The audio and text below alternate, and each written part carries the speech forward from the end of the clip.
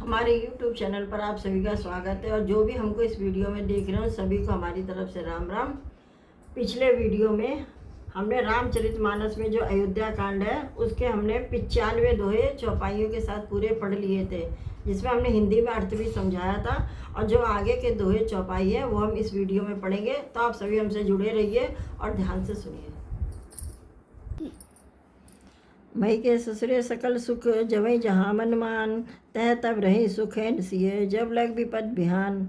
अर्थात सीता के मायके पिता के घर और ससुराल में सब सुख है। जब तक यह विपत्ति दूर नहीं होती तब तक वे वहाँ जी चाहे वहीं सुख से रहेंगी।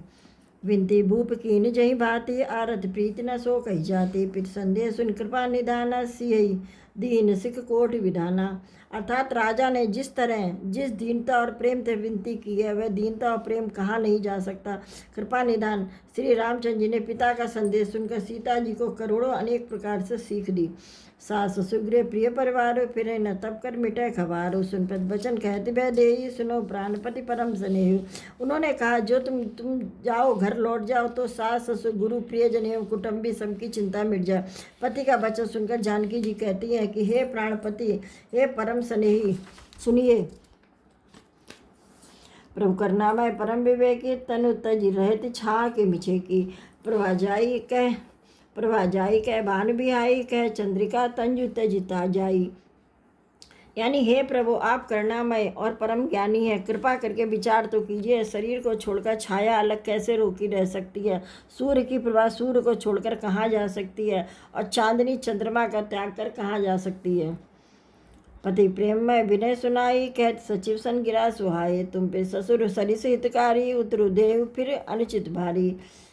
अर्थात इस प्रकार पति को प्रेममयी विनती सुनाकर सीता जी मंत्री से सुहावनी वाणी कहने लगी। आप मेरे पिताजी और ससुर जी के समान मेरा हित करने वाले हैं, आपको मैं बदले में उत्तर देती हूँ, यह बहुत ही अनुचित है। आरज बसन मुख भयूँ, बिलगु न मानवतात, आरज सुध पद कमल बिनु, बाद नहीं लगतात। अर्थात किंतु हे तात, मैं आर्त होकर ही आपके सन्मुख हुई हूँ, आप बुरा न मानिएगा। आर्य पुत्र यानी स्वामी के चरण कमलों के बिना जगत में जहाँ तक नाते हैं सभी मेरे लिए व्यर्थ हैं। पित वैभव विलास में टीटा, नृप मणि मुकुट मिलित पद पीठा। सुख निधान अस पितु ग्रह मोरे, प्रिय विहीन मन भाव न मोरे। अर्थात मैंने पिताजी के ऐश्वर्य की छटा देखी है, जिनके चरण रखने की चौकी से सर्व शिरोमणि राजाओं के मुकुट मिलते हैं। अर्थात बड़े बड़े राजा जिनके चरणों में प्रणाम करते हैं, ऐसे पिता का घर भी जो सब प्रकार के सुखों का भंडार है, पति के बिना मेरे मन को भूल कर भी नहीं भाता। सरु चक्रवही कौशल राहु, भुवन चारिदस प्रगट प्रभाऊ। आगे हो जय सुरपति लेहि, अरद सिंहासन आसन देहि। यानी मेरे ससुर कौशल राज चक्रवर्ती सम्राट है, जिनका प्रभाव 14 लोकों में प्रकट है। इंद्र भी आगे होकर जिनका स्वागत करता और अपने आधे सिंहासन पर बैठने के लिए स्थान देता है। ससुर एतादृश अवध निवासु, प्रिय परिवार मातु समसासु, बिन रघुपति पद पदम परागा, मोहि के सपने सुखद ना लागा। अर्थात ऐसे ऐश्वर्य और प्रभावशाली ससुर, उनकी राजधानी अयोध्या का निवास, प्रिय कुटुंबी और माताओं के समान सासुएं, ये कोई भी श्री रघुनाथ जी के चरणों की रज के बिना मुझे स्वप्न में भी सुखदायक नहीं लगते हैं। अगम पंथ बन भूमि पहारा, करके हरिसर सहित अपारा, कोल की रात कुरंग विहंगा, मोहि सब सुखद प्राण पति संगा। अर्थात दुर्गम रास्ते, जंगली धरती, पहाड़, हाथी, सिंह, तालाब एवं नदियाँ, कोल, बील, किरण, हिरन और पक्षी प्राणपति श्री रघुनाथ जी के साथ रहते, ये सभी मुझे सुख देने वाले होंगे। सासु ससुर सन मोर हितु, बिनय करब परिपाए, मोर सोच जन करही, कछ मैं बन सुखी सुभाए। यानी अतः सास और ससुर के पांव पड़कर मेरी ओर से विनती कीजिएगा कि वे मेरा कुछ भी सोच ना करें, मैं वन में स्वभाव से सुखी हूँ। प्राणनाथ प्रिय देवर साता, वीर धुरीन धरे रघुमाता, नहीं मग श्रम भ्रम दुख मन मोरे, मोहि लग सोच करे जन मोरे। यानी वीरों में अग्रण्य तथा धनुष और बाणों से भरे तरकस लिए मेरे प्राणनाथ और प्यारे देवर साथ है, इससे मुझे न रास्ते की थकावट, न भ्रम और न मेरे मन में कोई दुख ही है। आप मेरे लिए भूल कर भी सोच न करें। सुनि सुमंत्र से शीतल बाने, भय विकल जन फनि मनि हानि, नयन सूझ नहीं सुनई न काना, कह न सकई कछु अति अकुलाना। अर्थात सुमंत्र जी सीता जी की शीतल वाणी सुनकर ऐसे व्याकुल हो गए जैसे सांप मणि खो जाने पर नेत्रों से कुछ सूझता नहीं, कानों से सुनाई नहीं देता। वे व्याकुल हो गए, कुछ कह नहीं सकते। राम क्रोध कीन बहुबाती तदपि होत नहीं शीतल छाची जतन, अनेक शीत सात हित कीने उचित उत्तर रघुनंदन दीने। यानी श्री रामचंद्र जी ने उनका बहुत प्रकार से समाधान किया तो भी उनकी छाती ठंडी ना हुई। साथ चलने के लिए मंत्री ने अनेकों यत्न दिए, युक्तियां पेश की, पर रघुनंदन ने श्री रामचंद्र जी ने उन सभी युक्तियों का यथोचित उत्तर देते गए।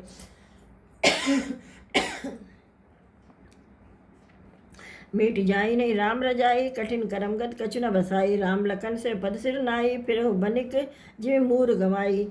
अर्थात श्री राम जी की आज्ञा मेटी नहीं जा सकती, कर्म की गति कठिन है, उस पर कुछ भी बस नहीं चलता।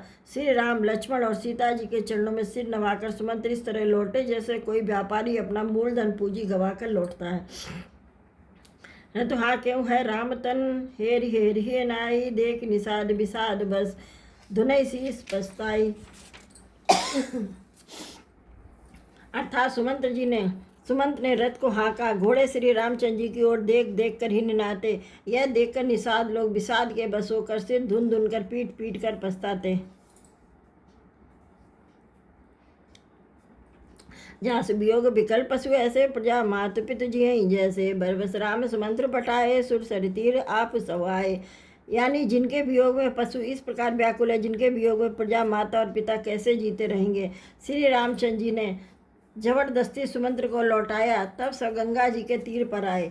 मागी नाव न केवटु आना कहे, तुम्हार मरऊ मैं जाना, चरण कमल रज कहूँ सब कहे ही, मानुष करन मूर कछु अहि। यानी श्री राम जी ने केवट से नाव मांगी, पर वह लाता नहीं। वह कहने लगा, मैंने तुम्हारा मर्म भेद जान लिया है, तुम्हारे चरण कमलों की धूल के लिए सब लोग कहते हैं कि मनुष्य बना देने वाली कोई जड़ी है। छुअ सिला भई नारी सुहाई, पाहन ते न काट कटनाई, तरन मुंदगर नी होई जाई, बाट पर मुरी नाव उड़ाई। यानी जिसके छूते ही पत्थर की शिला सुंदर स्त्री हो गई। मेरी नाव तो काठ की है, काठ पत्थर से कठोर तो होता नहीं है। मेरी नाव भी मुनि की स्त्री हो जाएगी और इस प्रकार मेरी नाव उड़ जाएगी, मैं लुट जाऊंगा अथवा रास्ता रुक जाएगा जिससे आप पार न हो सकेंगे। मेरी रोजी मारी जाएगी, मेरे कमाने खाने की राह भी मारी जाएगी। ए प्रतिपालो सब परिवारू, नहीं जानो कछु और कबारू, जो प्रभुपार अवश्य गा चहूँ, मोहि पद पद में पखारन कहूँ।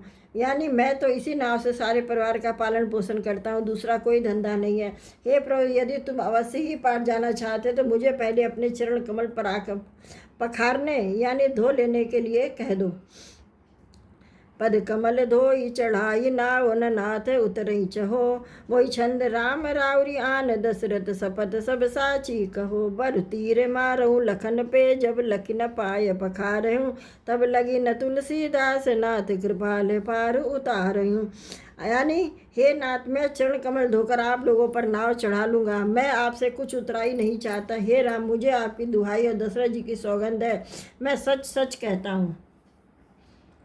लक्ष्मण भले ही मुझे तीर मारे, पर जब तक मैं पैरों को पखार ना लूँगा तब तक हे तुलसीदास के नाथ, हे कृपालु, मैं पार नहीं उतारूँगा। सुन के बट के बहन प्रेम लपेटे अटपटे, बिहसे करना इन चितई जान की लखन तन। यानी केवट के प्रेम में लपेटे हुए अटपटे बच्चे सुनकर करुणाधाम श्री रामचंद्र जी की और जानकी लक्ष्मण जी की ओर देखकर हंसे। कृपा सिंधु बोले मुस्काई, सो कर जान ताव, तब नाव न जाई, बेगी आनु जल पाए पखारू, होत विलम्ब उतारे पारू। अर्थात कृपा के समुद्र श्री रामचंद्र जी ने केवट से मुस्कुराकर कहा, भाई तू वही कर जिससे तेरी नाव न जाए, जल्दी पानी ला और पैर धो ले, देर हो रही है, पार उतार दे। जासु नाम स्मृतिक बारा, उतरही नर भव सिंधु अपारा, सोई कृपालु केवट ही नहीं हो रहा, जही जगु किए तेहु पगऊ ते थोरा। अर्थात एक बार जिनका नाम स्मरण करते ही मनुष्य अपार भवसागर के पार उतर जाते, वह जिन्होंने वामना अवतार में जगत को 3 पग से भी छोटा कर दिया था, 2 ही पग में त्रिलोकी को नाप लिया था, वही कृपाल श्री रामचंद्र जी गंगा से पार उतरने के लिए केवट का निहोरा कर रहे हैं। पद नग निरख देवी सर हर से, सुन प्रभु बचन मोह मत कर सी, केवट राम रजाय सि पावा, पानी कटपता भर ले गावा। अर्थात प्रभु के इन वचनों को सुनकर गंगा जी की बुद्धि मोह से खिंच गई कि हे साक्षात भगवान होकर भी पार उतरने के लिए केवट का निहोरा कैसे कर रहे हैं। परंतु समीप आने पर अपनी उत्पत्ति के स्थान पद्मनखों को देखते ही उन्हें पहचान कर देव नदी गंगा जी हर्षित हो गई। वे समझ गए कि भगवान नरलीला कर रहे हैं। इससे उनका मोह नष्ट हो गया और इन चरणों को स्पर्श करके मैं धन्य हो जाऊंगी, यह विचार कर वे हर्षित हो गई। केवट श्री रामचंद्र जी की आज्ञा पाकर कठौते में भरकर जल ले आया। अति आनंद उमग्य अनुरागा चरण सरोज पखारन लागा, बल सुमन सुर सकल सिहाई, यही संपुण्य पुंज को उनाई। यानी अत्यंत आनंद और प्रेम में उमंग कर वह भगवान के चरण कमल धोने लगा। सब देवता फूल बरसाकर सिहाने लगे। इसके समान पुण्य की कोई राशि नहीं है। इस वीडियो में हमने 100 दोहे चौपाइयों के साथ पूरे कर लिए हैं, यानी पढ़ लिए हैं। और जो इसके आगे के दोहे चौपाई हैं वो हम अगले वीडियो में पढ़ेंगे। तब तक के लिए आप सभी को जय श्री राम।